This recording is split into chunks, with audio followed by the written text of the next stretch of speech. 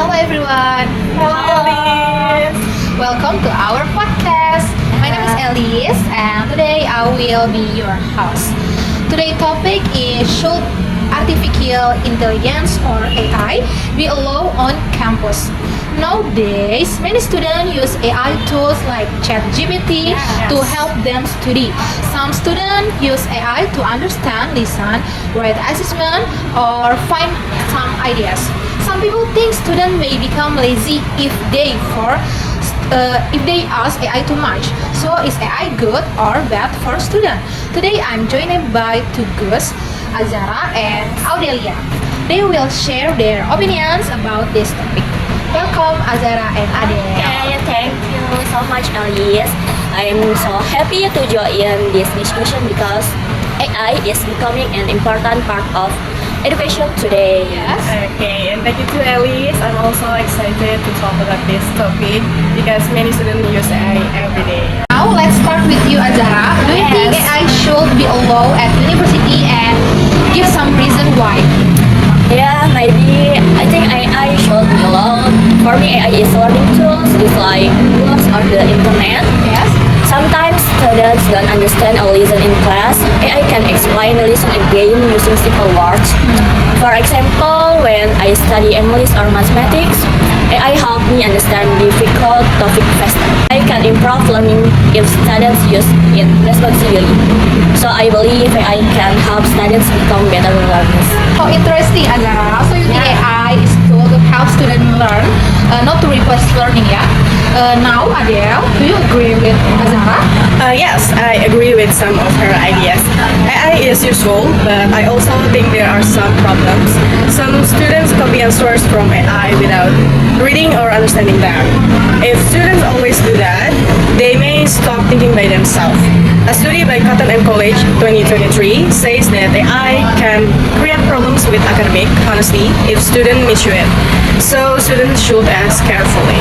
Okay, that's a very good point. Azara, what do you think about students who copy everything from the AI?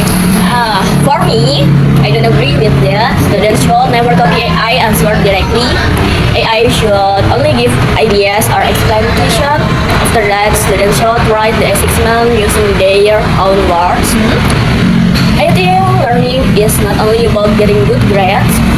Learning is about understanding new knowledge. If students only copy answer, they will not improve their skills. Okay, I like your answer. And back to Adele again. Do you think teacher should allow students to use AI from homework? Yes, but with little rules, I guess. Teachers can tell students when AI is allowed and when it is not. For example, students can use AI to check grammar, find information, or practice English. But during exam or important assignments, students should complete the work by themselves. So this is will make learning fair for everyone. Okay, that's a good solution. Now, I have another question for both of you guys. Can AI replace teacher in the future? Azara, what do you think about that? No, I don't think so. AI is smart, but teachers are more than just information providers. Teachers can motivate students. Teachers understand students' feelings. Teachers also teach values, teamwork, and good behavior. AI cannot do these things like humans, so teachers will always be open. Okay, thank you. And Adele, what's your opinion? Yeah, I agree. AI is very fast, but it cannot replace human interaction. Sometimes students need encouragement, advice, or emotional support. Yes. And only teachers can give that. So AI should help teachers, but not replace them. I think AI and teachers should work together. Okay, that's a great answer. Now let's imagine a situation. A student use AI to work an assignment or homework. How can the teacher know if the student really understand the topic? How about Azara? I think teachers can ask students to give presentation. When students explain their works in front of the class, teachers can see whether they really understand the topic. Teachers can also ask questions after the presentation. If students can answer confidently, and it means they understand the material. Good idea. And how about you, Adele? I agree. Teachers can also ask students to write about their personal experience or opinions, and AI cannot know students' real experience. So students must think and write by themselves. And this makes assignments more honest and meaningful again. Okay, thank you Azara and Adele for sharing your ideas today about AI. From our discussion, we learning that AI has many benefits, yeah, but students must use it responsibility. AI can help us to learn, but it should never replace our own effort, creativity, and critical thinking. Thank you to everyone who listened to our podcast. See you in our next video. Have a great day. Hello everyone! Hi! Welcome back to our podcast. I'm Azara and today I will be your host. Okay. Today's topic is the impact of fuel price increases. Fuel is very important in our daily life. We use fuel for transportation, delivery goods, and many business activities. When fuel price increases, many others price also increases. Today, we will discuss how higher fuel price affects students, families, and society. I'm joined by Alice and Adele. Welcome to the podcast, Alice, Adele. Thank you, Azara. I'm very happy to be here. Yeah, me too. Thank you. I think this is an important topic because everyone feels the impact of fuel price increases. Okay, now let's begin with you, Alice.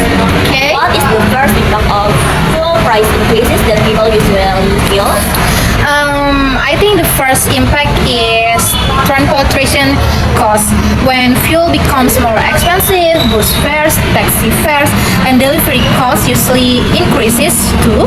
A student who travel to campus every day may spend more money on transportation. According to the World Bank, higher fuel prices often increases transportation costs, and this affect many people, especially those with lower incomes. So fuel price can make daily life more expensive. Yeah, that's true, Alice. Many students use motorcycle or public transportation every day. And Adele, besides transportation, what other impacts can happen? For me, another impact is the price of goods. Many products are delivered by trucks, and when transportation costs increase, shops may increase the price of food, drinks, and other daily needs. For example, vegetables, rice, cooking oil, and bottled water may become more expensive. So, because of this, families need to spend more money every month. Yeah, I agree with you, Adele. Many people say that almost everything becomes more expensive after fuel price increases.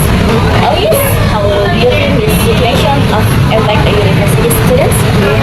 I think students have to manage their money more carefully. Yeah? Some students receive a limit monthly allowance from their parents. When transportation and food become more expensive, students may have less money for books, internet, or other learning book.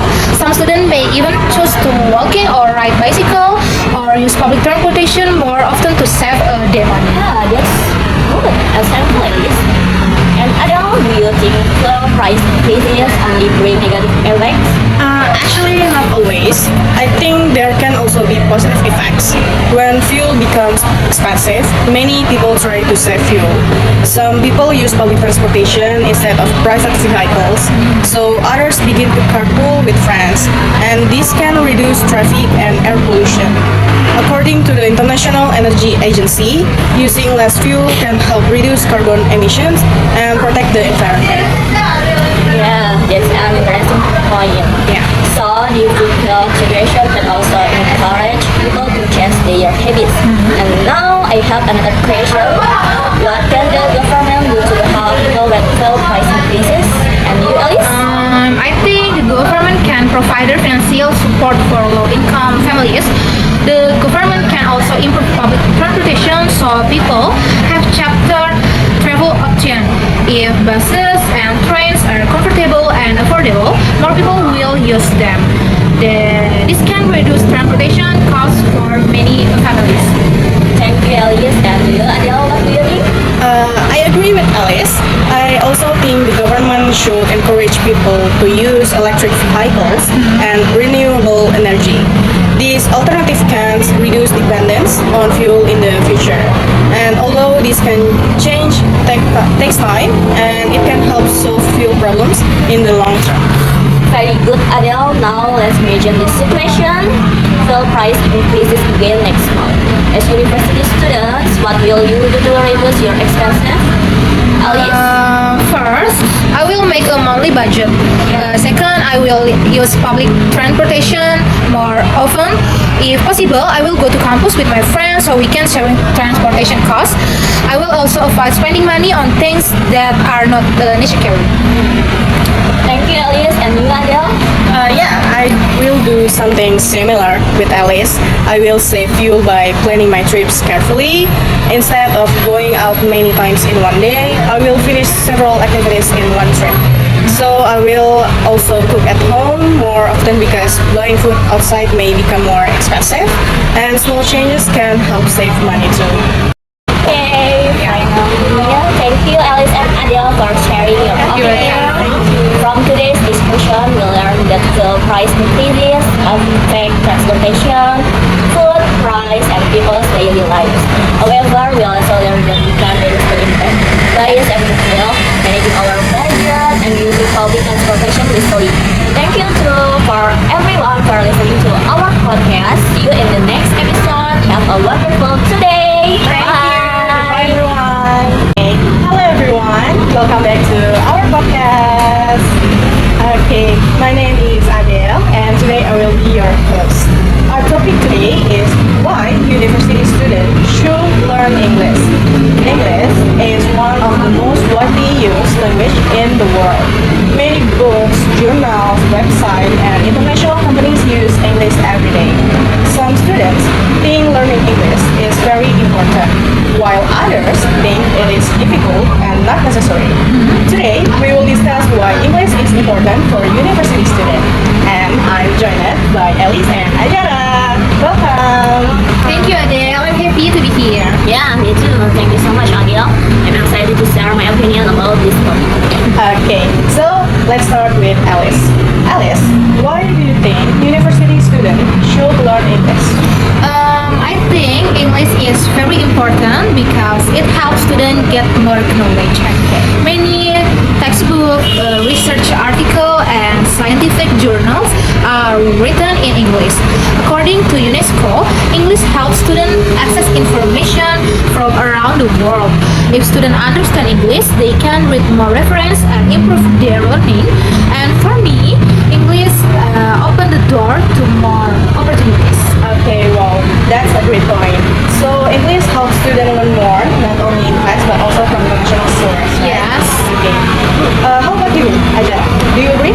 Yeah, I agree with Alice. Besides education, English is also important for our future careers. Many international companies want employees who can communicate in English. Even in Indonesia, many companies ask application to speak English during interviews. According to British Council, English is one of the most important skills for work in today's global world. So, learning English can help you get better job opportunities. Okay, I agree. Many companies now work with people from different countries. Now I have another question. Some students say English is too difficult to learn. What do you think about that? How about you, Alice? I understand why they feel that way. Learning new language is not easy. However, students don't need to be perfect. The important thing is to practice a little every day, like this. Yeah. For example, we can watch English video, listen to English songs, read simple article, or use English in daily conversation. Small step, but can make big progress. Okay, that's very encouraging. Now, Ajara, do you have any tips for students who want to improve their English? Yes. I think students should not be afraid of making mistakes. Many people are shy because they worry about their grammar or pronunciation. But mistakes are normal part of learning. Students can practice with friends, teachers, or even language learning apps. The more we practice, the more confident we become. Okay, that's true. Confidence is very important, right? Now, I'd like to ask both of you a different question. Besides study and work, how else can English help us? How about you, Alice?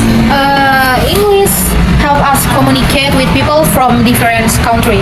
For example, when we travel abroad, English make it easy to ask for direction, order some food, or talk to new people. It also help us understand movies, books, podcasts, and international news without translation. This makes learning more enjoyable. Okay, thank you. And you, Ajara? I also think English help you in international activities. Many schools receive exchange programs, seminars, and online courses use English. If students can speak English, they have more chance to study or work in other countries. English gives you more opportunities to grow. Alright, very nice. Now let's imagine the situation, okay? A first year university student says, I don't like English because it's too hard. What advice would you give? So for you, Alice. I will tell that student not to give up. Everyone start from the beginning. Yeah. Don't compare yourself with other people. Learn a few new words every day and practice speaking whenever possible. Slow progress, I still progress. Yeah, good advice. And how about you, Ajara? I would say that learning English is an investment for the future. Maybe it's difficult now, but it will help you later in university and at work.